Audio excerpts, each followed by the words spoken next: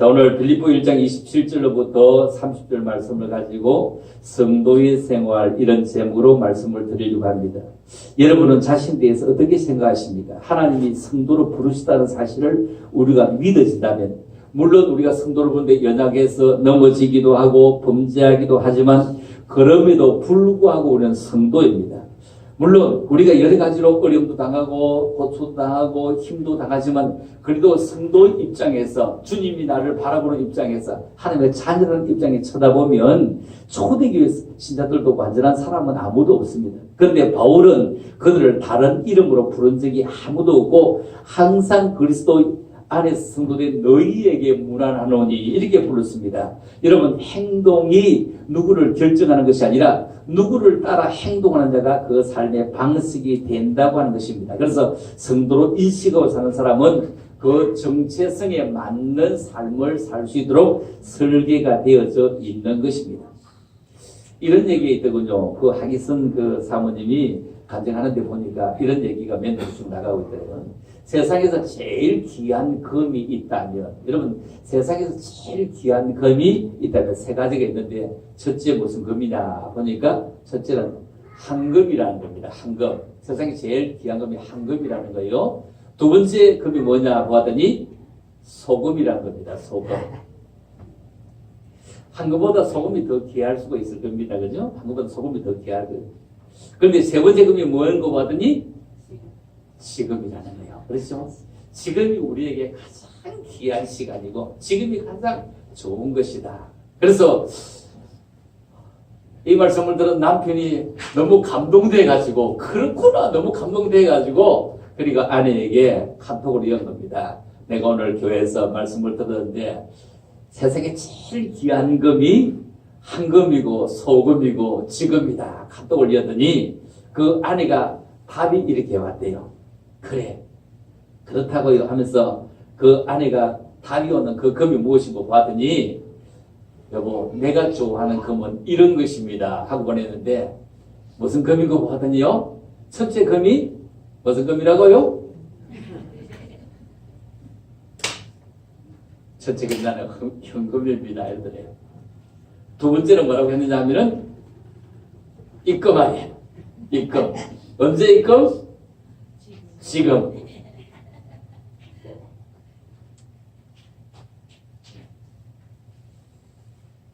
금은 금인데 다 좋아하는 식이 달라요. 그래서 남편이 다시 답을 보냈대요. 알겠습니다 하며 답을 보냈는데, 자, 방금 응? 어떻게 했다고요? 조금 뭐 했다? 입금. 그죠? 여러분, 보라, 지금은 은혜 받을 만한데, 보라, 지금은 구원의 날입니다. 지금 우리에게 정말로 구원의 날, 지금 우리가 은혜 받을 만한 때, 지금은 정말로 살아갈 만한 때, 이렇게 추움에도 불구하고 우리가 건강하게 추위를 알고 있다는 것 해도 살아있는 증거 너무 감사한 증거죠. 참, 옆 사람 우리 함께 인사하십니다. 추위를 알게 하시니 정말로 살아있는 증거입니다. 시작. 추위를 알게 하시니 정말로 살아있는 증거입니다. 그렇죠? 살아있는 사람만 추위를 알아요. 살아있지 못하면 추위를 알지 못한다는 것입니다. 자, 누구를 따라 행동하는데 그 삶의 방식이 결정된다. 성도로 인식하고 사는 사람은 그 정체성에 맞는 삶을 살 수 있도록 설계가 되어져 있다면, 빌립보 1장 27절을 같이 읽어봅니다. 시작.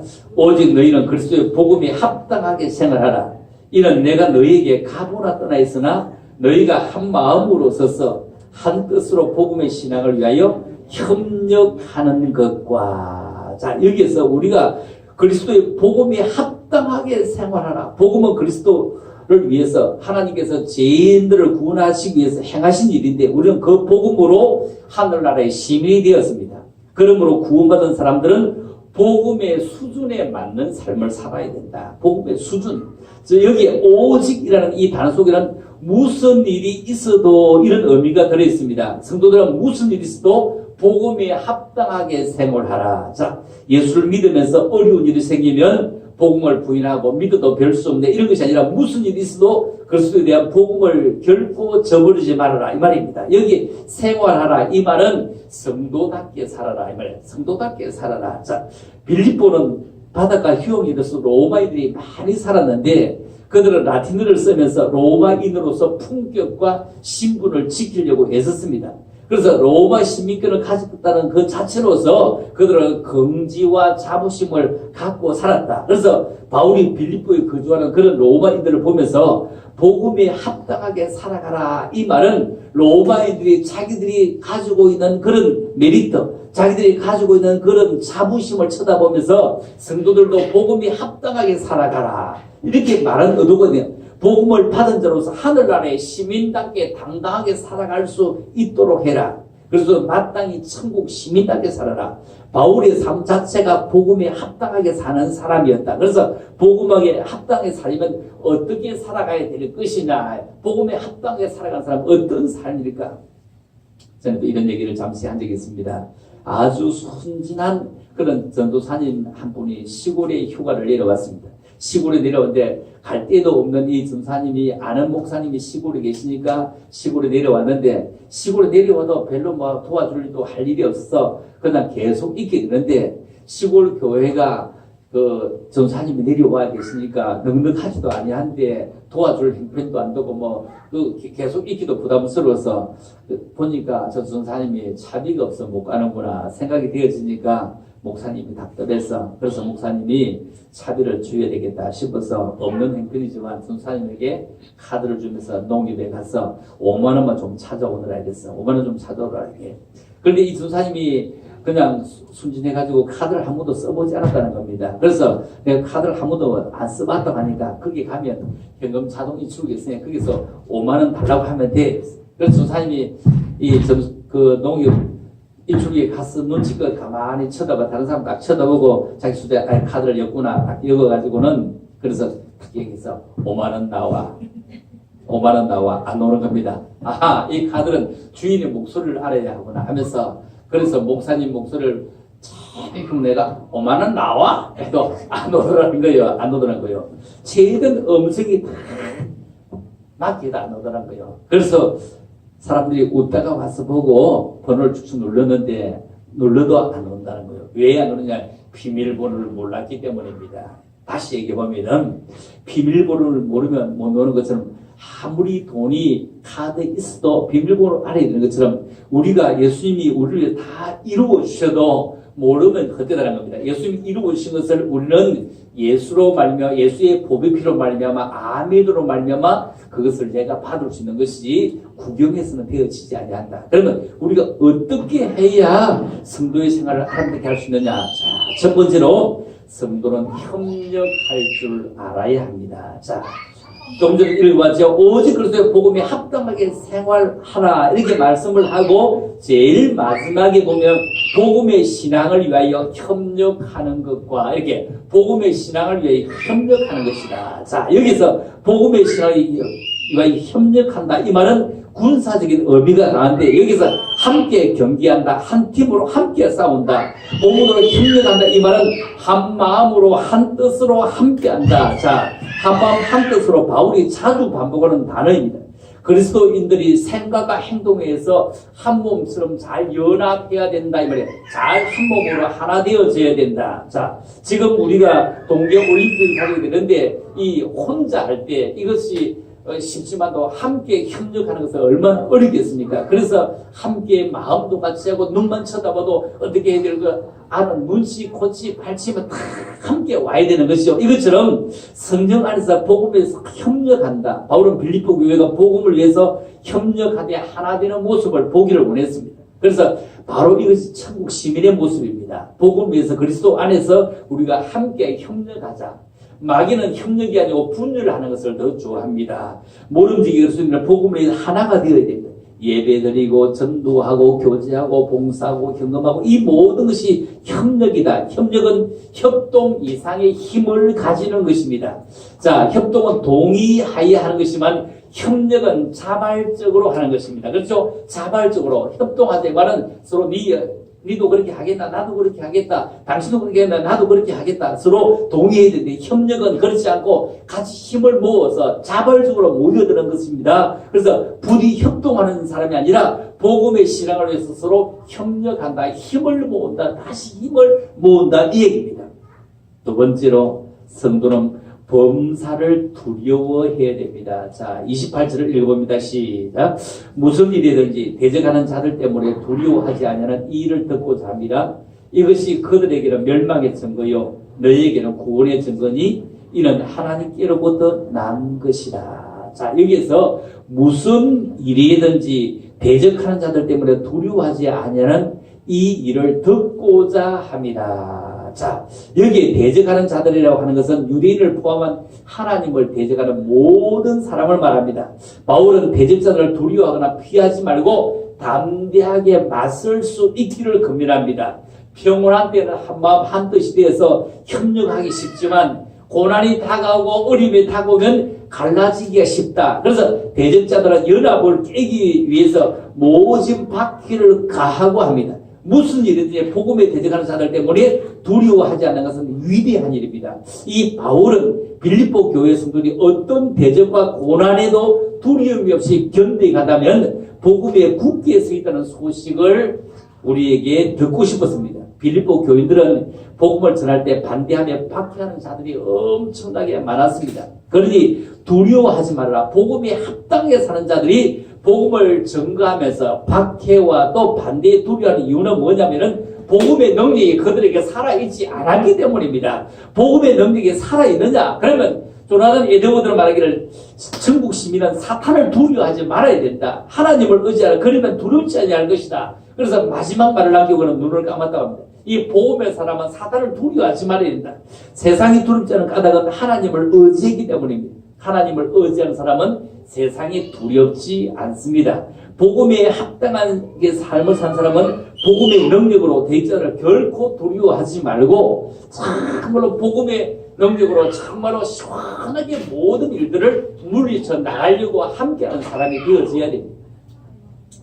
우리나라 정치는 좌파, 우파 막 이렇게 굉장히 나누고 있습니다. 좌파, 우파가 무엇이 다르냐면 좌파, 우파는 확연하게 다른 게 있습니다. 좌파, 우파는 확연하게 다른 게 뭐냐면은 어느 게 좋다 나쁘다가 아니고 좌파, 우파는 보세요. 어느 게 좋은지를 딱 볼 때 보면은 좌파는요 자기가 추종하고 자기가 옳다고 생각이 되어지면 거기에 한때 몸을 담았으면 감옥을 갑니다. 감옥을 갑니다. 좌파는 감옥을 갑니다. 그런데 우파는 함께 몸을 담아도 자기에게 손해가 오면 감옥을 안 가고 입을 붑니다. 요즘 정치를 보면 그렇죠. 그냥 입을 봅니다. 그때는 내가 좋았지만 금전의 이익이 막 자기 어떤 삶보다 우위에 있지 못할 때는 그냥 입을 봅니다. 근데 보통 지금 정치하고 있는 사람들 다 지금 현재 좌파에 지금 좌파 우파 뭐 따지고 하고 있는 사람 다 감옥 갔다 온 사람들이 속하잖아요. 감옥을 다 갔습니다. 감옥을 갔다고 와서 정치에 또 뛰어들어요. 그들은 입을 꼭 다물고 어떤 일이 있어도 입을 꼭 다뭅니다. 입을 꼭 다뭅니다. 자, 다시 얘기해 보면은 어느 게 좋다 나쁘다 이 정치를 얘기하고자 하는 것이 아니라 우리가 주를 위해서 정말로 몸을 바치려면 이렇게 막 가다가 변절자가 되지 말고 끝까지 주를 위해서 내 목숨을 바치려고 하는 이런 사람이 과거에는 수없이 있을 때 지금은 그런 세대가 아니라는 거예요. 옛날에 순교자가 그렇게 많이 나오는데 지금 조금만 어렵고 조금만 춥고 조금만 답답하면은 그냥 자기 좋은 데로 가려고 합니다. 좀 시원한 모습을 보기 힘듭니다. 시골의 할머니가 손주를 보고 이렇게 합니다. 숭늉을 마시면서 아이고 시원하다. 아이고 시원하다. 아이고 시원하다. 옆에서 손주가 뭐냐 할머니 그렇게 시원해? 그래 시원하고 말고 하니까 손주가 갑자기 막 뭐가 얼마나 뜨거든지 이 미친놈 한 방구 시원하고 시원해 뜨거우면 뒤지겠다. 그런데 왜 그러냐 하면은 할머니는 몸이 찹기 때문에 뜨거운 데 가면 시원합니다. 몸이 찹습니다. 몸이 차워서 시원한데 아이는 보세요. 우리는 여기 실례를 안 신으면은 발이 차면서 발을 들고 있는데 아이들 뛰어있는데 실내 안 신도 막 뛰어다닙니다. 가인은 열이 발산되고 있기 때문에 그냥 차가운 것도 안 추운데 그 뜨거운 걸 주면 얼마나 뜨겁겠어요. 그래서 어른은 열이 식어서 몸이 찼기 때문에 그게 뜨겁게 여기저기 시원하게 있고 아이는 몸이 뜨거워서 그것이 뜨거워서 어쩔 줄 모른다는 겁니다. 믿음도 마찬가지입니다. 지금 막 믿는 것과 오래 믿은 사람의 믿음 차이는 있습니다. 이것을 이해하지 못하면 이렇게 서로 실수할 수 있습니다. 그래서 서로 실수하지 않고 믿음에 든든하게 서가려면 여러분과 제가 서로를 위해서 형편에 맞도록 은혜를 나누는 게 좋다. 형편에 맞도록 은혜를. 나는 이만큼 해야 돼. 너는 그게 뭐냐? 이렇게 가면 안 된다는 겁니다. 나는 이만큼 아는데 너는 그만큼밖에 못하냐? 이것도 아니라는 겁니다. 나는 현금을 이만큼 해. 너는 이만큼밖에 못했느냐? 왜냐하면 손주와 그 할머니의 차이처럼 이렇게 한 집에 살고 같은 피를 받아 움직이지만도 다르다는 겁니다. 왜냐하면 서로에게 믿음의 수준이 있고 형편이 있고 가치가 서로 다르기 때문입니다. 그래서 범사를 두려워하지 마라. 이 말은 그 사람에 대해서 이만큼 이 사람에 이만큼 빠질 것 없이 내게 주어진 각자의 영역을 따라서 열심히 하는 그것이 우리에게 구원받은 증거고 하나님께로부터 난 것이 되는 것입니다. 자, 세 번째로 성도는 고난도 받아야 합니다. 어떻게 고난을 받아야 할까요? 29절을 먼저 같이 봅니다. 시작. 그리스도를 위하여 너희에게 은혜를 주신 것은 다만 그를 믿을 뿐 아니라 또한 그를 위하여 고난도 받게 하려 하십니다. 고난도 받게 하려 하신다. 우리나라의 신학적으로는 가장 대단하신 분이 박윤선 목사님이었습니다. 박윤선 목사님인데 이 박윤선 목사님은 사도 바울의 뒤를 이어서 고난을 굉장히 기중기면서 고난을 굉장히 예찬했습니다. 박윤선 목사님의 그 썼던 그런 주석을 보면은 이 박윤선 목사님은 주석을 썼는데 가장 해박하게 썼고 가장 우리가 이해하기 좋게 썼습니다. 그런데 요한계시록을 쓰지 않았습니다. 요한계시록 그분이 안 썼는데 왜 했으면 나 같은 것이 자 구약 성경은 오실 예수님을 신약 성경은 오신 예수님을 그리고 요한계시록 미래에 다시 오실 예수님을 기록했는데 나 같은 인물이 어떻게 그것을 해석하겠느냐 하면서 그게 몰라서 아니라 손을 안 댔습니다.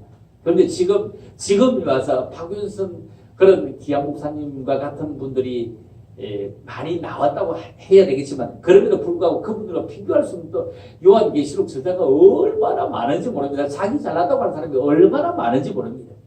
그 당시에 박윤선 목사님이 그 고신척 목사님이었는데 그 서울에서 부산에 그 부흥회를 인도하러 주일 밤에 비행기를 타고 김해공항에 탁 내린 거예요.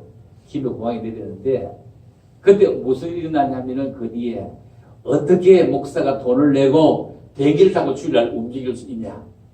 그리고 고신청에서 주일날 비행기 타고 돈 썼다고 제명했습니다. 대단하죠. 그때 보니 제명했습니다. 그래서 이분이 지금은 뭐 다 지나가서 다 굉장히 막 대단하신 분이 하지만 근데 제명해가지고 있을 곳이 없어가지고 이분이 만든 교단이 합동개혁이라고 하는 교단입니다. 합동개혁이라면 대부분 몇 개 없습니다. 그 동남교회, 동원교회 뭐 몇 개 정도 있습니다. 합동개혁. 우리 그 신혜승 목사님, 백차인 목사님 있는 데가 합동개혁입니다. 대부분이 그냥 몇 개 없습니다. 이런 교단을 만들 정도로 신학은 그렇게 대단했는데도 그때는 이런 시기인데 지금 여러분들이 오늘 버스 타고 왔죠? 주일에 가서 차기름도 막 넣었죠. 그때는 어림도 없는 얘기입니다. 어떻게 보기를 했는데 비행기를 타고 어떻게 돈을 쓰고 왔느냐 제명을 당한 그런 분입니다. 자, 그런 대단하신 분인데 1986년도 4월 22일에 신학교 학생들에게 고난의 기중성과 필수성을 강조하면서 그는 설명을 하기를 여러분은 성경의 사람과 기도의 사람과 고난의 사람이 되기 위해서는 우리가 여러분의 고생을 죽도록 하기 위해서 여러분 여기에 온 것입니다. 여기 있는 것입니다. 세상 사람들은 고난은 저주다, 고난은 싫다, 고생은 꿈에도 원치 않는다 하지만 하나님의 사람은 고난과 고생을 함께 가지고 살아가야 됩니다. 고생을 가지고 개조되고 새로워지고 눈에 밝음을 얻고 귀가 밝아지는 것입니다. 따라서 하나님의 사람의 고난에 대한 생각은 세상 사람에 대한 고난에 대한 생각과 동이 서에서 먼 것처럼 거리가 멀고 다릅니다. 그러면서 박유선 목사님은 평생도록 고생과 수고로 일관된 삶을 살아가셨습니다. 환경적인 원인에서 비롯된 것이기도 하지만 이분 스스로 복음을 해서 고생, 고난, 수고의 길을 택했기 때문입니다. 그래서 복음을 위해서 기꺼이 받는 고난을 나도 받겠다는 것을 택했다는 것입니다. 그래서 이런 복음 때문에 우리가 고난도 받는 것을 얼마나 감사하게 받을 수 있는 그런 각오가 되어져야 된다는 겁니다. 그래서 그리스도를 위하여 너희에게 은혜를 주신 것은 다만 그를 믿을 뿐 아니라 또한 그를 위해서 고난도 받게 하려 하십니다. 여러분, 예수 그리스도 안에서 구원의 은혜를 입은 사람들이 고난도 받게 되는 것은 하나님의 뜻이라고 바울은 강조합니다. 고난조차도 은혜다. 고난조차도 은혜다. 그래서 고난, 그리스도를 위한 고난이라면, 그리스도를 위해서 고난을 받을 수 있다면 그런 은혜가 어디 있을까? 예수님 때문에 내가 받을 수 있는 이런 은혜가 어디 있을까? 초대교회는 항상 박해와 고난을 당했습니다. 바울은 그리스도를 위해 당하는 고난은 그리스도인의 특권이고 반드시 필요한 것으로 이해를 했습니다. 장차 얻게 될 영광에 비한다면 아무것도 아니다. 장차 받을 고난과는 비교할 수가 없도다. 이렇게 했습니다. 지금 받는 고난에, 지금 받고 있는 어려움이 장차 주님 앞에 설 때 받는 그 영광과는 좋게 비교할 수 없다면 고난받기를 두려워하지 않은 까닭은 고난 그리스도를 위한 흔적이 되기 때문입니다. 선티그마 흔적, 예수님을 위해서 받았던 그런 흔적, 이런 것이 있어야 된다는 겁니다. 더욱더 복음이 주는 능력으로 고난의 흔적을 소유함으로 복음에 합당한 삶을 살아가야 할 것입니다.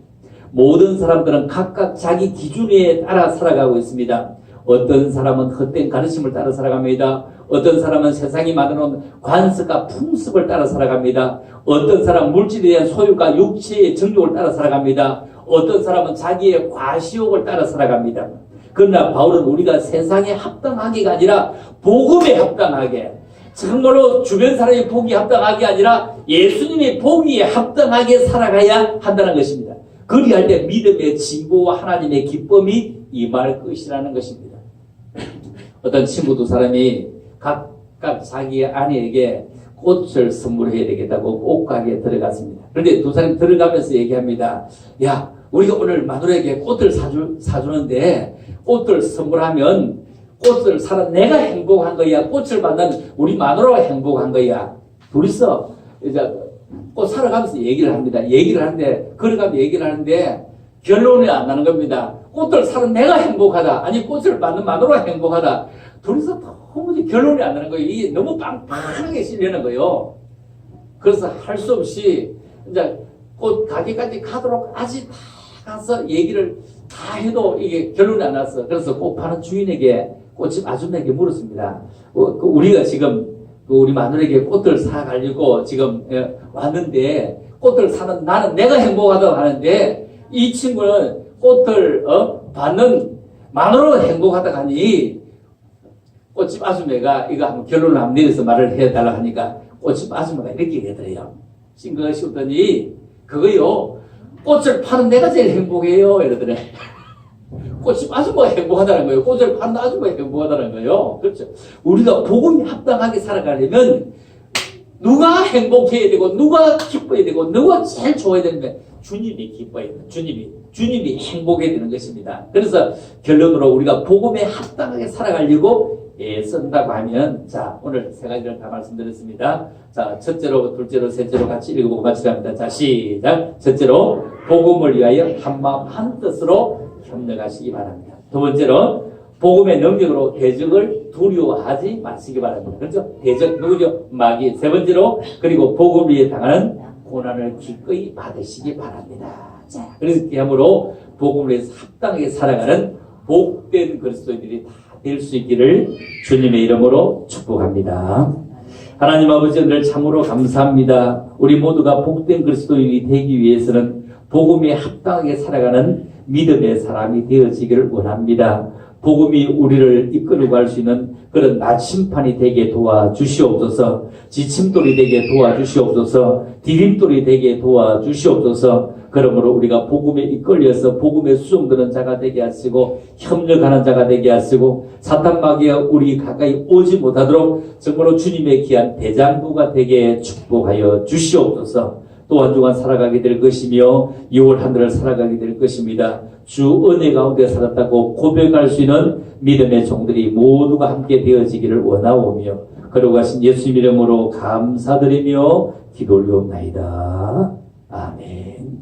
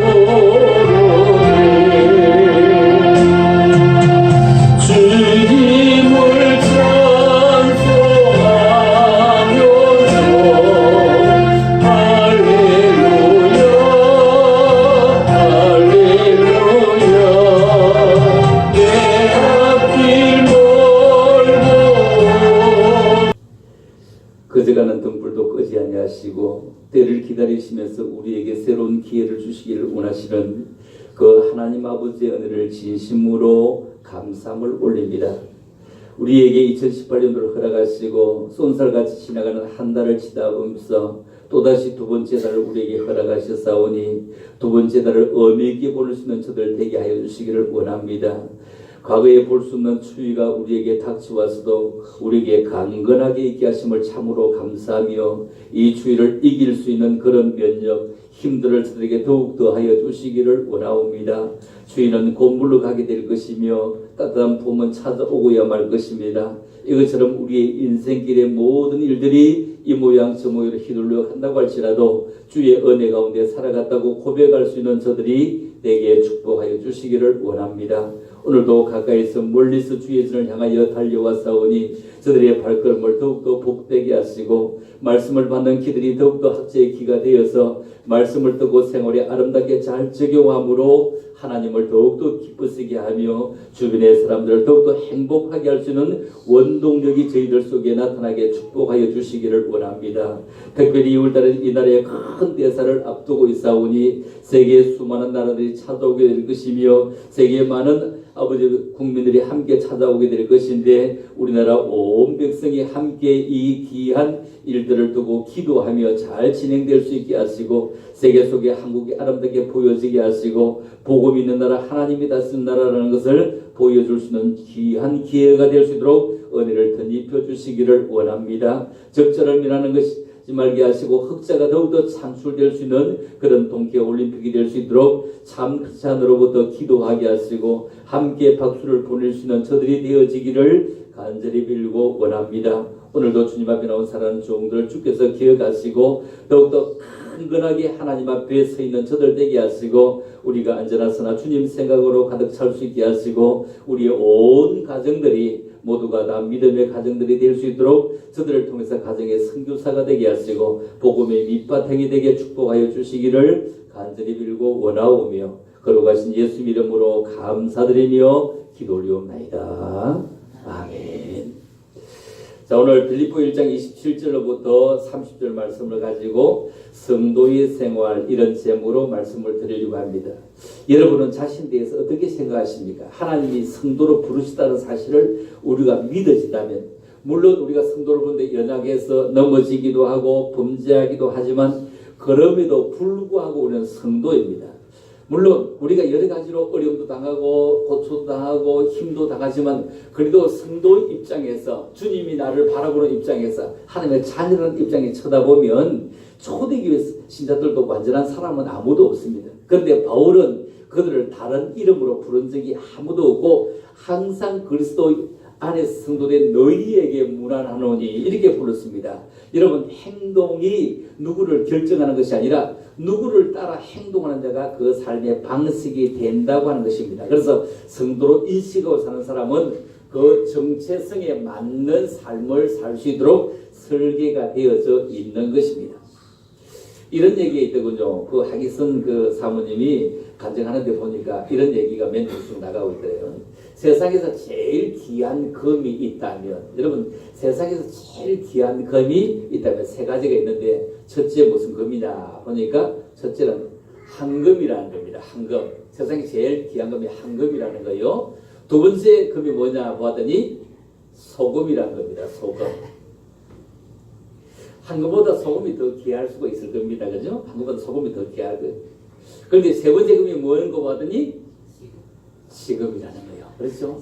지금이 우리에게 가장 귀한 시간이고 지금이 가장 좋은 것이다. 그래서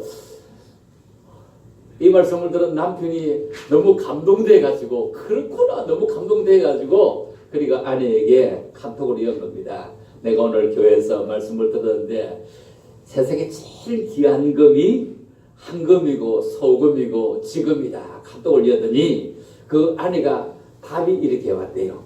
그래, 그렇다고요 하면서 그 아내가 답이 오는 그 금이 무엇인고 봤더니, 여보 내가 좋아하는 금은 이런 것입니다 하고 보냈는데, 무슨 금이고 봤더니요, 첫째 금이 무슨 금이라고요?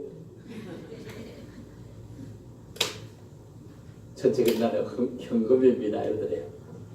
두 번째는 뭐라고 했느냐 하면은 입금 아니에요. 입금. 언제 입금? 지금.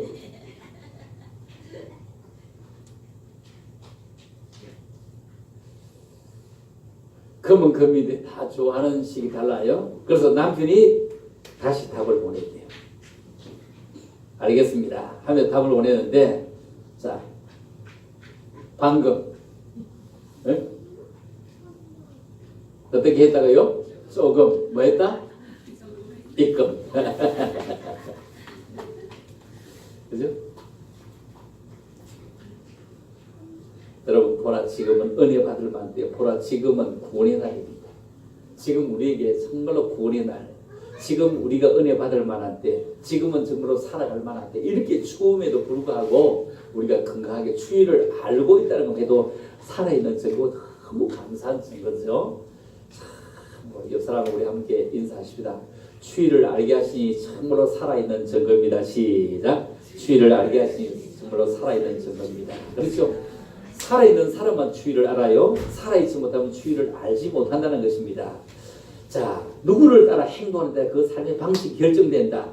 성도로 인식하고 사는 사람은 그 정체성에 맞는 삶을 살 수 있도록 설계가 되어져 있다면, 빌립보 1장 27절을 같이 읽어봅니다. 시작. 오직 너희는 그리스도의 복음에 합당하게 생활하라. 이는 내가 너희에게 가보나 떠나 있으나 너희가 한 마음으로 서서 한 뜻으로 복음의 신앙을 위하여 협력하는 것과. 자, 여기에서 우리가 그리스도의 복음에 합당하게 생활하라. 복음은 그리스도를 위해서 하나님께서 죄인들을 구원하시기 위해서 행하신 일인데, 우리는 그 복음으로 하늘나라의 시민이 되었습니다. 그러므로 구원받은 사람들은 복음의 수준에 맞는 삶을 살아야 된다. 복음의 수준. 여기에 오직이라는 이 단어 속에는 무슨 일이 있어도 이런 의미가 들어있습니다. 성도들은 무슨 일이 있어도 복음에 합당하게 생활하라. 자, 예수를 믿으면서 어려운 일이 생기면 복음을 부인하고 믿어도 별 수 없네, 이런 것이 아니라 무슨 일이 있어도 그리스도에 대한 복음을 결코 저버리지 말아라 이 말입니다. 여기 생활하라 이 말은 성도답게 살아라 이 말이에요. 성도답게 살아라. 자, 빌립보는 바닷가 휴업지로서 로마인들이 많이 살았는데, 그들은 라틴어를 쓰면서 로마인으로서 품격과 신분을 지키려고 애썼습니다. 그래서 로마 시민권을 가졌다는 그 자체로서 그들은 긍지와 자부심을 갖고 살았다. 그래서 바울이 빌립보에 거주하는 그런 로마인들을 보면서 복음에 합당하게 살아가라 이 말은, 로마인들이 자기들이 가지고 있는 그런 메리트, 자기들이 가지고 있는 그런 자부심을 쳐다보면서 성도들도 복음에 합당하게 살아가라 이렇게 말한 의도거든요. 복음을 받은 자로서 하늘나라의 시민답게 당당하게 살아갈 수 있도록 해라. 그래서 마땅히 천국 시민답게 살아라. 바울의 삶 자체가 복음에 합당하게 사는 사람이었다. 그래서 복음에 합당하게 살려면 어떻게 살아가야 될 것이냐, 복음에 합당하게 살아가는 사람은 어떤 삶일까? 저는 또 이런 얘기를 잠시 한 적이 있습니다. 아주 순진한 그런 전도사님 한 분이 시골에 휴가를 내려왔습니다. 시골에 내려오는데 갈 데도 없는 이 전사님이 아는 목사님이 시골에 계시니까 시골에 내려왔는데 시골에 내려와도 별로 뭐 도와줄 일도 할 일이 없어 그냥 계속 있게 되는데 시골 교회가 그 전사님이 내려와 계시니까 넉넉하지도 아니한데 도와줄 형편도 안 되고 뭐 그 계속 있기도 부담스러워서 보니까 저 전사님이 차비가 없어 못 가는구나 생각이 되어지니까 목사님이 답답해서 그래서 목사님이 차비를 줘야 되겠다 싶어서 없는 형편이지만 전사님에게 카드를 주면서 농협에 가서 5만 원만 좀 찾아오느라 했어. 5만 원 좀 찾아오느라 해요. 그런데 이 전사님이 그냥 순진해가지고 카드를 한 번도 써보지 않았다는 겁니다. 그래서 내가 카드를 한 번도 안 써봤다고 하니까 거기 가면 현금 자동 인출이 있으니까 거기서 5만 원 달라고 하면 돼. 그래서 전사님이 그 농협 인출기에 가서 눈치껏 가만히 쳐다봐 다른 사람 딱 쳐다보고 자기 휴대폰에 카드를 엮구나 딱 엮어가지고는 그래서 딱 여기서 5만 원 나와 5만 원 나와 안 오는 겁니다. 아하 이 카드는 주인의 목소리를 알아야 하구나 하면서 그래서 목사님 목소리를 참 내가 5만 원 나와 해도 안 오더라는 거예요. 안 오더라고요. 최대한 음성이 다 맞게도 안 오더라고요. 그래서 사람들이 웃다가 와서 보고 번호를 쭉쭉 눌렀는데 눌러도 안 온다는 거예요. 왜 안 오느냐? 비밀번호를 몰랐기 때문입니다. 다시 얘기해보면 비밀번호를 모르면 못 오는 것처럼 아무리 돈이 카드에 있어도 비밀번호를 알아야 되는 것처럼 우리가 예수님이 우리를 다 이루어 주셔도 모르면 헛되다는 겁니다. 예수님이 이루어 주신 것을 우리는 예수로 말미암아 예수의 보배 피로 말미암아 아멘으로 말미암아 그것을 내가 받을 수 있는 것이 구경에서는 되어지지 아니한다. 그러면 우리가 어떻게 해야 성도의 생활을 아름답게 할 수 있느냐? 자, 첫 번째로 성도는 협력할 줄 알아야 합니다. 자, 조금 전에 읽어봤죠. 오직 그리스도의 복음에 합당하게 생활하라 이렇게 말씀을 하고 제일 마지막에 보면 복음의 신앙을 위하여 협력하는 것과 이렇게 복음의 신앙을 위하여 협력하는 것이다. 자, 여기서 복음의 신앙을 위하여 협력한다. 이 말은 군사적인 의미가 강한데 여기서 함께 경기한다. 한 팀으로 함께 싸운다. 복음으로 협력한다. 이 말은 한 마음으로 한 뜻으로 함께한다. 자, 한 마음 한 뜻으로 바울이 자주 반복하는 단어입니다.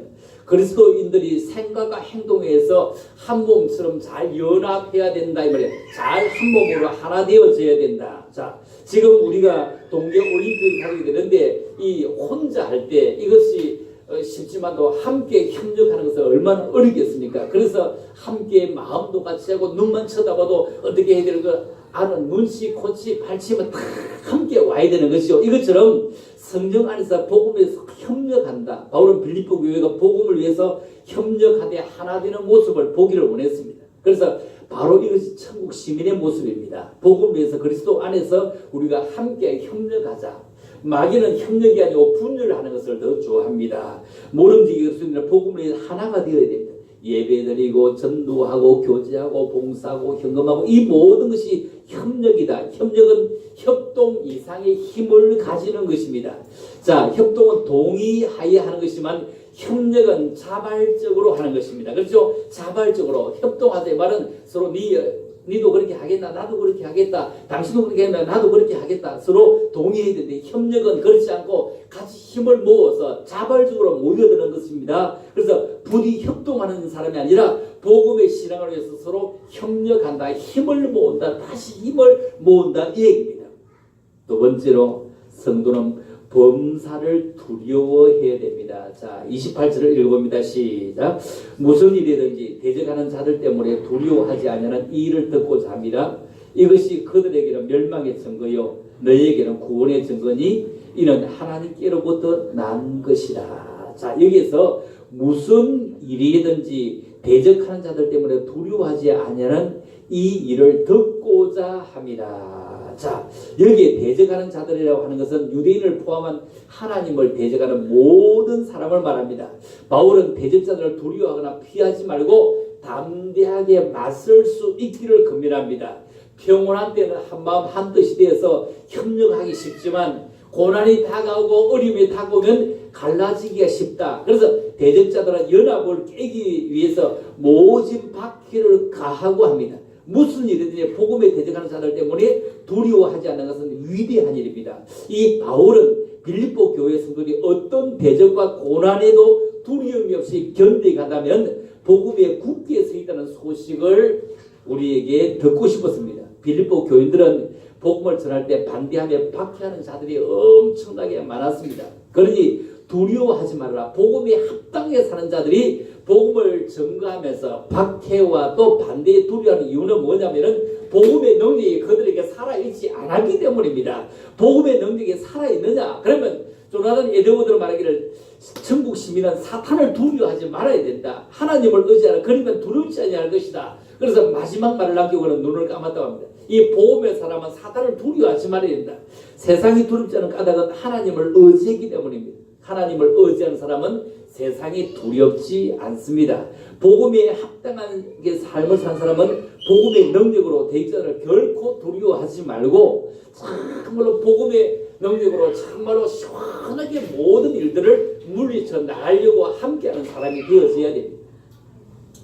우리나라 정치는 좌파, 우파 막 이렇게 굉장히 나누고 있습니다. 좌파, 우파가 무엇이 다르냐면 좌파, 우파는 확연하게 다른 게 있습니다. 좌파, 우파는 확연하게 다른 게 뭐냐면은 어느 게 좋다 나쁘다가 아니라 좌파, 우파는 보세요. 어느 게 좋은지를 딱 볼 때 보면은 좌파는요 자기가 추종하고 자기가 옳다고 생각이 되어지면 거기에 한때 몸을 담았으면 감옥을 갑니다. 감옥을 갑니다. 좌파는 감옥을 갑니다. 그런데 우파는 함께 몸을 담아도 자기에게 손해가 오면 감옥을 안 가고 입을 붑니다. 요즘 정치를 보면 그렇죠. 그냥 입을 붑니다. 그때는 내가 좋았지만 금전의 이익이 막 자기 어떤 삶보다 우위에 있지 못할 때는 그냥 입을 붑니다. 근데 보통 지금 정치하고 있는 사람들 다 지금 현재 좌파에 지금 좌파 우파 막 따지고 하고 있는 사람 다 감옥 갔다 온 사람들 소록하잖아요. 감옥을 다 갔습니다. 감옥을 갔다가 와서 정치에 또 뛰어듭니다. 그들은 입을 꼭 다물 어떤 일이 있어도 입을 꼭 다뭅니다. 입을 꼭 다뭅니다.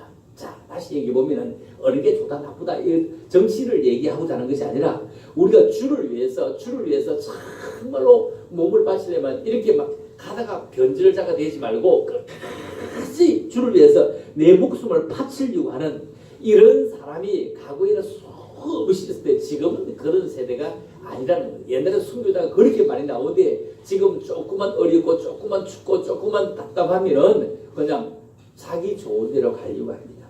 좀 시원한 모습을 보기 힘듭니다. 시골의 할머니가 손주를 보고 이렇게 얘기합니다. 숭늉을 마시면서 아이고 시원하다. 아이고 시원하다. 아이고 시원하다. 옆에서 손주가 말이야. 할머니 그렇게 시원해? 그래 시원하고 말고 하니까 손주가 갑자기 막 뭐가 얼마나 뜨거든지 미친놈 한 방고 시원하게 뭐 시원해 뜨거우면 뒤지겠다니요. 그런데 왜 그러냐 하면은 할머니는 몸이 찹기 때문에 뜨거움이 들어가면 시원합니다. 몸이 찹습니다. 몸이 차워서 시원한데 아이는 보세요. 우리는 여기 실내가 안 신으면은 발이 차가서 발을 들고 있는데 아이들 뛰어드는데 실내 안 신도 막 뛰어다닙니다. 가인은 열이 발산되고 있기 때문에 그냥 차가운 것도 안 추운데 그 뜨거운 걸 주면 얼마나 뜨겁겠어요. 그래서 어른은 열이 식어서 몸이 찼기 때문에 그게 뜨겁게 여기저기 시원하게 해주고 아이는 몸이 뜨거워서 그것이 뜨거워서 어쩔 줄 모른다는 겁니다. 믿음도 마찬가지입니다. 지금 딱 믿는 분과 오래 믿은 사람의 믿음 차이는 있습니다. 이것을 이해하지 못하면 이렇게 서로 실수할 수 있습니다. 그래서 서로 실수하지 않고 믿음에 든든하게 서가려면 여러분과 제가 서로를 위해서 형편에 맞도록 은혜를 나누는 게 좋다. 형편에 맞도록 은혜를. 나는 이만큼 했는데 너는 그게 뭐냐? 이렇게 가면 안 된다는 겁니다. 나는 이만큼 아는데 너는 그만큼밖에 못하냐? 이것도 아니라는 겁니다. 나는 현금을 이만큼 했는데 너는 이만큼밖에 못했느냐? 왜냐하면 손주와 그 할머니의 차이처럼 이렇게 한 집에 살고 같은 피를 받아 움직이지만도 다르다는 겁니다. 왜냐하면 서로에게 믿음의 수준이 있고 형편이 있고 가치가 서로 다르기 때문입니다. 그래서 범사를 두려워하지 마라. 이 말은 그 사람에 대해서 이만큼 이 사람에 대해서 이만큼 따질 것 없이 내게 주어진 각자의 영역을 따라서 열심히 하는 그것이 우리에게 구원받은 증거고 하나님께로부터 난 것이 되는 것입니다. 자, 세 번째로 성도는 고난도 받아야 합니다. 어떻게 고난을 받아야 할까요? 29절을 먼저 같이 봅니다. 시작. 그리스도를 위하여 너희에게 은혜를 주신 것은 다만 그를 믿을 뿐 아니라 또한 그를 위하여 고난도 받게 하려 하십니다. 고난도 받게 하려 하신다. 우리나라의 신학적으로는 가장 대단하신 분이 박윤선 목사님이었습니다. 박윤선 목사님인데 이 박윤선 목사님은 사도 바울의 뒤를 이어서 고난을 굉장히 기중기면서 고난을 굉장히 예찬했습니다. 박윤선 목사님의 그 썼던 그런 주석을 보면은 이 박윤선 목사님은 주석을 썼는데 가장 해박하게 썼고 가장 우리가 이해하기 좋게 썼습니다. 그런데 요한계시록을 쓰지 않았습니다. 요한계시록 그분이 안 썼는데 왜 쓰냐면 나 같은 것이 자 구약 성경은 오실 예수님을 신약 성경은 오신 예수님을 그리고 요한계시록 미래에 다시 오실 예수님을 기록했는데 나 같은 미물이 어떻게 그것을 해석하겠느냐 하면서 거기에 몰라서 손을 안 댔습니다. 그런데 지금 와서 박윤선 그런 기양 목사님과 같은 분들이 많이 나왔다고 해야 되겠지만 그럼에도 불구하고 그분들과 비교할 수 없는 요한계시록 저자가 얼마나 많은지 모릅니다. 자기 잘났다고 하는 사람이 얼마나 많은지 모릅니다.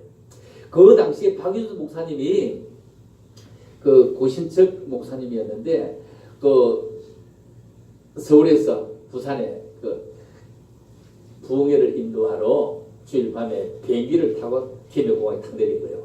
김해공항에 내렸는데 그때 무슨 일이 나냐면은 그 뒤에 어떻게 목사가 돈을 내고 비행기를 타고 주일날 움직일 수 있냐. 그리고 고신척에서 주일날 비행기 타고 돈 썼다고 제명했습니다.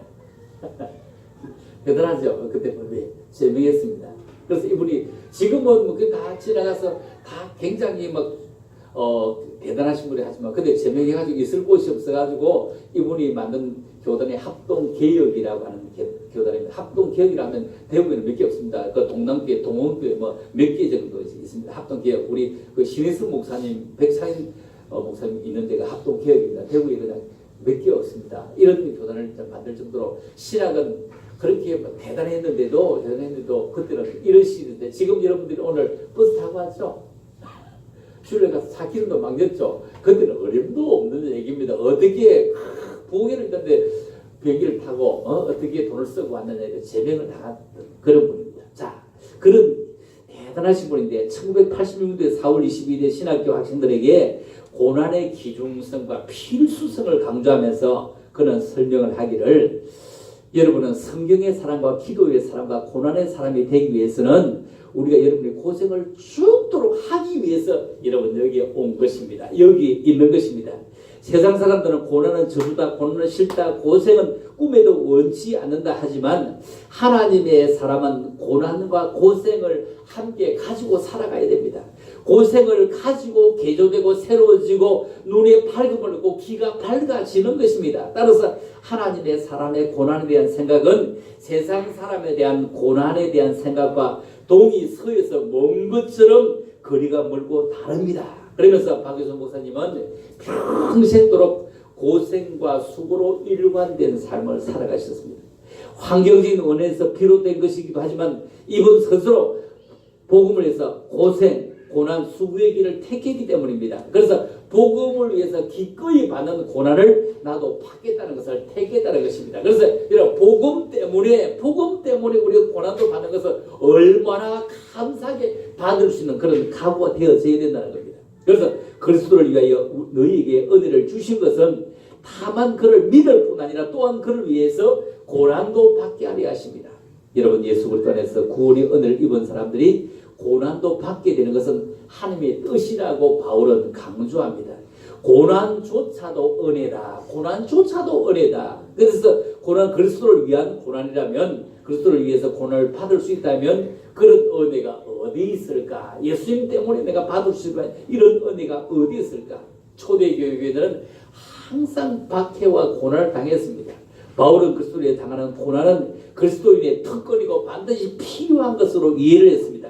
장차 얻게 될 영광에 비한다면 아무것도 아니다. 장차 받을 고난과는 비교할 수가 없도다 이렇게 했습니다. 지금 받는 고난에 지금 받고 있는 어려움이 장차 주님 앞에 설 때 받는 그 영광과는 좋게 비교할 수 없다면 고난받기를 두려워하지 않은 까닭은 고난 그리스도를 위한 흔적이 되기 때문입니다. 스티그마 흔적, 예수님을 위해서 받았던 그런 흔적 이런 것이 있어야 된다는 겁니다.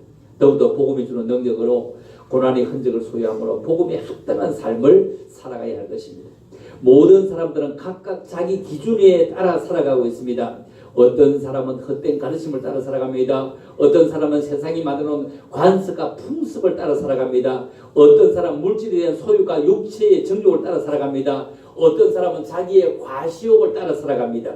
그러나 바울은 우리가 세상에 합당하게가 아니라 복음에 합당하게, 정말로 주변 사람이 보기에 합당하게 아니라 예수님의 보기에 합당하게 살아가야 한다는 것입니다. 그리할 때 믿음의 진보와 하나님의 기쁨이 임할 것이라는 것입니다. 어떤 친구 두 사람이 각각 자기의 아내에게 꽃을 선물해야 되겠다고 꽃가게에 들어갔습니다. 그런데 두 사람이 들어가면서 얘기합니다. 야, 우리가 오늘 마누라에게 꽃을 사주는데 꽃을 선물하면 꽃을 사는 내가 행복한 거야? 꽃을 받는 우리 마누라가 행복한 거야? 둘이서 이제 꽃 사러 가면서 얘기를 합니다. 얘기를 하는데 걸어가면 얘기를 하는데 결론이 안 나는 겁니다. 꽃을 사는 내가 행복하다. 아니 꽃을 받는 마누라가 행복하다. 둘이서 도무지 결론이 안 나는 거예요. 이게 너무 빵빵하게 실려는 거예요. 그래서 할 수 없이 이제 꽃 가게까지 가도록 아직 다 가서 얘기를 다 해도 이게 결론이 안 났어. 그래서 꽃 파는 주인에게 꽃집 아줌마에게 물었습니다. 우리가 지금 우리 마누라에게 꽃을 사가려고 지금 왔는데 꽃을 사는 나는 내가 행복하다고 하는데 이 친구는 꽃을 받는 마누라가 행복하다고 하니 꽃집 아줌마가 이거 한번 결론을 한번 내려서 말을 해달라고 하니까 꽃집 아줌마가 이렇게 얘기하더래요. 싱긋이 웃더니 그거요 꽃을 파는 내가 제일 행복해요 이러더래. 꽃이 아줌마가 행복하다는 거예요. 꽃을 파는 아줌마가 행복하다는 거예요. 그렇죠. 우리가 복음이 합당하게 살아가려면 누가 행복해야 되고 누가 기뻐야 되고 누가 제일 좋아야 되는데 주님이 기뻐야 되는 주님이 행복해야 되는 것입니다. 그래서 결론으로 우리가 복음에 합당하게 살아가려고 애쓴다고 하면 자 오늘 세 가지를 다 말씀드렸습니다. 자 첫째로 둘째로 셋째로 같이 읽어보고 마치랍니다. 자 시작. 첫째로 복음을 위하여 한마음 한뜻으로 협력하시기 바랍니다. 두 번째로 복음의 능력으로 대적을 두려워하지 마시기 바랍니다. 그렇죠? 대적 누구죠? 마귀. 세 번째로 그리고 복음을 위해 당하는 고난을 기꺼이 받으시기 바랍니다. 자, 그래서 이렇게 함으로 복음을 위해서 합당하게 살아가는 복된 그리스도인들이 다 될 수 있기를 주님의 이름으로 축복합니다. 하나님 아버지 오늘 참으로 감사합니다. 우리 모두가 복된 그리스도인이 되기 위해서는 복음에 합당하게 살아가는 믿음의 사람이 되어지기를 원합니다. 복음이 우리를 이끌고 갈 수 있는 그런 나침판이 되게 도와주시옵소서. 지침돌이 되게 도와주시옵소서. 디딤돌이 되게 도와주시옵소서. 그러므로 우리가 복음에 이끌려서 복음에 수용되는 자가 되게 하시고 협력하는 자가 되게 하시고 사탄 마귀가 우리 가까이 오지 못하도록 정말로 주님의 귀한 대장부가 되게 축복하여 주시옵소서. 또 한 주간 살아가게 될 것이며 6월 한 달을 살아가게 될 것입니다. 주 은혜 가운데 살았다고 고백할 수 있는 믿음의 종들이 모두가 함께 되어지기를 원하오며 거룩하신 예수 이름으로 감사드리며 기도 올리옵나이다.